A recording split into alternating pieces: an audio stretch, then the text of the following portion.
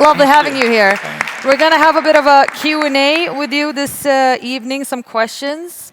As we learned, Nasrin Sotoudeh was ordered back to jail yesterday. Could you share some of your thoughts around this?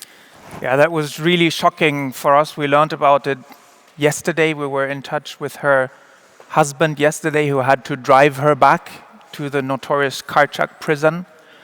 And we had been in touch with her over the last weeks, and just days ago received this recording that we saw in the pictures that she took in her flat just days ago. But as she went back to prison yesterday, there was not a quiver in her voice. Do you know any more about her state of mind right now? Her state of mind is incredibly calm. She's accepted this prize, but she is still should have medical treatment. So it's really wrong to send her back. And of course, the prison sentence was unjust from the start. She should never have been sent to prison. Another person is wondering, what is your message to the Iranian regime? First of all, Nasrin asked us to share the message of calling for the release of Ahmad Reza Jalali, an Iranian Swedish citizen who is facing execution in Iran, and she's always thinking of the other political prisoners. But apart from that, obviously, we are calling, as Shirin Ebadi said, to free Nasrin, and everyone can share that on social media, and we will be working with our connection at the United Nations and with national governments to amplify that call.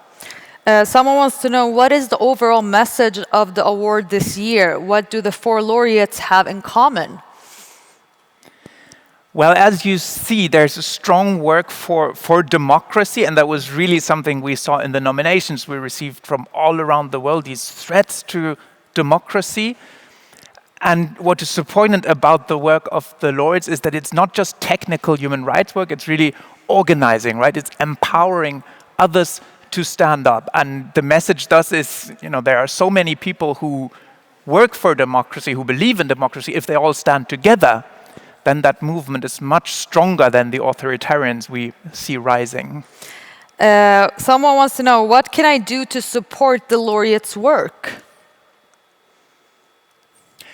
Well, you can go to our website. You find 182 laureates there all around the world. You find the dozens of universities that we cooperate with. But I would say none of that is really necessary, because the important thing is always to work for change where you are and with your talents, because the change we need to see for a just, peaceful, sustainable world over the coming years is so broad that everyone really needs to start working where they are.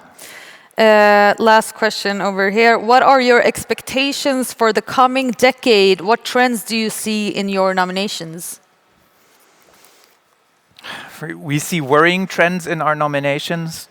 Clearly, we see the climate crisis. We see the loss of biodiversity. We see the incredible injustice in this world. We see the risks for nuclear war. But then we also see the power of people to change that. Trends are just projections from the past. None of that is inevitable. The future is in our hands.